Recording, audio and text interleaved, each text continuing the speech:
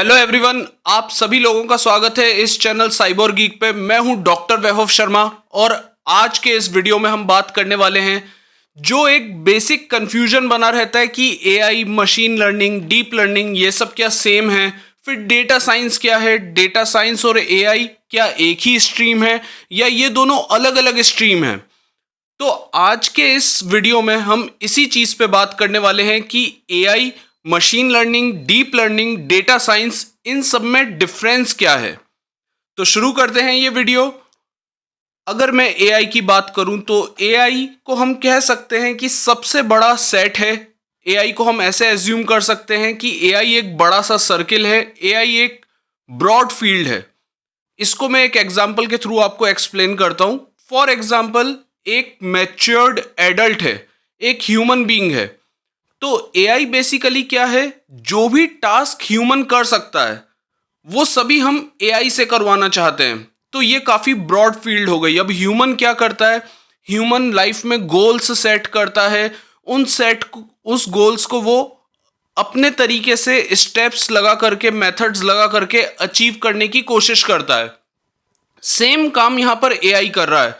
Human और भी बहुत सारी चीजें करता है, जैसे कि ह्यूमन काफी सारे मोटर टास्क करता है। फॉर एग्जांपल, हैंड मूवमेंट करता है, ह्यूमन ऑब्जेक्ट डिटेक्शन करता है, ह्यूमन काफी सारी चीजों पे डिसीजन लेता है। ह्यूमन की अपनी खुद की डिसीजन मेकिंग एबिलिटी बन जाती है जो एक मैच्योर्ड एडल्ट होता है। तो कुल मिलाकर ह्यूमन बहुत सारे काम कर रहा है। ह्यूमन अपने सेंसर्स से सारी इंफॉर्मेशन ले रहा है। इसी तरह से जो एआई है, उस इंफॉर्मेशन को लेना, उसे प्रोसेस करना, अपना खुद का डिसीजन बनाना, गोल पूरा करना, अपने टास्क को एफिशिएंटली कन्वर्ट करना और अपने टास्क को एफिशिएंटली खत्म करना। तो एआई बेसिकली एक इतनी ब्रॉड फील्ड है कि वो सभी काम कर रहा है जो ह्यूमन कर सकता है, और एआई ह्यूमन इंटेलिजेंस को भी सरपास करने की डायरेक्शन में है।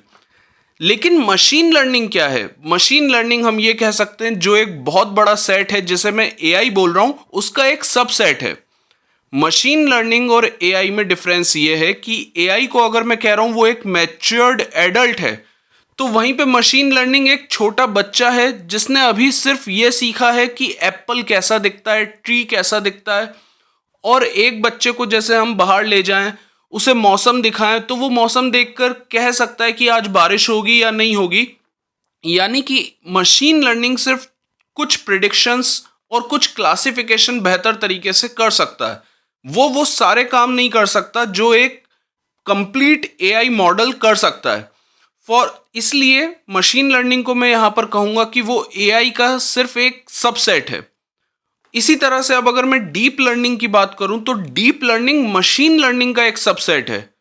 एक्चुअल में जो भी मशीन लर्निंग की ट्रेडिशनल एल्गोरिदम्स हैं, उन एल्गोरिदम से ज़्यादा बेहतर परफॉर्म करती है मशीन लर्निंग के अंडर जो डीप लर्निंग आता है। मशीन लर्निंग ट्री के अंदर जो ये ब्रांच है डीप लर्निंग, इसकी जो एल्गोरिदम्स हैं वो बिल्कुल जिस तरह से हमारे ह्यूमन ब्रेन के अंदर एक न्यूरॉन बाकी न्यूरॉन से कनेक्टेड है और फिर उस हिसाब से न्यूरॉन आपस में बात करके चीज़ों पे डिसीजन लेते हैं, तो आप समझ सकते हो कि डीप लर्निंग को आर्टिफिशियली ह्यूमन न्यूरोलॉजिकल थिंग को रेप्लिकेट किया गया है। तो डीप लर्निंग ये कह सकते हैं कि मशीन लर्निंग की सबसे बेस्ट एल्गोरिदम्स का सेट है। डीप लर्निंग में काफ़ी सारी एल्गोरिदम होती हैं और डीप लर्निंग ही आगे चलकर बिल्डिंग ब्लॉक बनता है, जैसे एलएलएम हुआ, लार्ज लैंग्वेज मॉडल्स का, NLP, natural language processing, LMM, large multimedia models का। तो डीप लर्निंग को हम कह सकते हैं एक बेसिक मशीन लर्निंग का पार्ट तो है ही, लेकिन एआई का एक बेसिक बिल्डिंग ब्लॉक भी है। तो हम ये कह सकते हैं एआई इस सर्कल के अंदर मशीन लर्निंग है, मशीन लर्निंग इस सर्कल के अंदर डीप लर्निंग है। तो ओवरऑल ये एआई है। अब बात करते हैं डेटा साइंस की। तो डेटा साइंस एआई के अंदर नहीं है, डेटा साइंस एक अलग सेट है। हालांकि एआई और डेटा साइंस कुछ चीजें आपस में कॉमन शेयर जरूर करते हैं। फॉर एग्जांपल, एआई को तो डेटा चाहिए मॉडल्स को ट्रेन करने के लिए, लेकिन डेटा साइंस में क्या होता है, डेटा साइंस में हमारे को कोई मॉडल्स नहीं बनाने हैं। डेटा साइंस में हमें काम करना है डेटा स्ट्रक्चरिंग पे। डेटा साइंस में हमें काम करना है डेटा मैनिपुलेशन पे, डेटा वेयर हाउसिंग पे, डेटा स्टोरेज पे। दोनों की लैंग्वेज और दोनों के टूल्स अलग होते हैं। एआई में आपको लगेगा पाइथन, जिस पे आप मशीन लर्निंग, डीप लर्निंग के मॉडल्स बनाओगे, और इसके टूल्स भी अलग हैं। जैसे कि आप यहाँ पे जुपिटर नोटबुक यूज़ करोगे, आप गूगल कोलेबोरेटरी यूज़ करोगे। वहीं पे दूसरी तरफ डेटा साइंस में आप क्या चीज़ यूज़ करोगे? डेटा साइंस में आप यूज़ करोगे SQL, structured query language. Structured query language एक प्रोग्रामिंग लैंग्वेज है जो कि data warehousing, data management, data manipulation के लिए बनी है।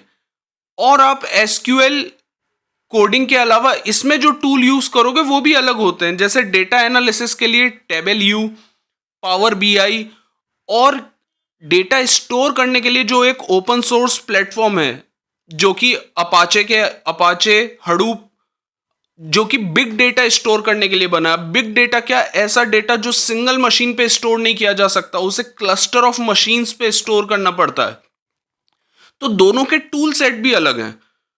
इसके अलावा डेटा इंजीनियरिंग भी होती है डेटा साइंस इस फील्ड में, यानी कि डेटा का मॉडिफिकेशन, जिसके लिए आपको मैथमेटिक्स चाहिए। अब मैथमेटिक्स में आपको क्या सीखना है? प्रोबेबिलिटी सीखनी है।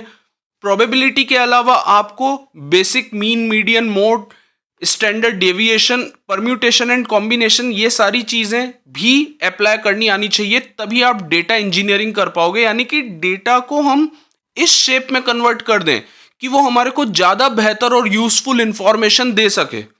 तो कुल मिलाकर डेटा को मॉडिफाई करने के लिए हमें एआई में भी ज़रूरत पड़ती है, क्योंकि हम डेटा को उस स्टेट में ले जाते हैं जहाँ पे एआई उस पर बेहतर तरीके से काम कर सके, एआई के मॉडल्स ट्रेन हो सकें।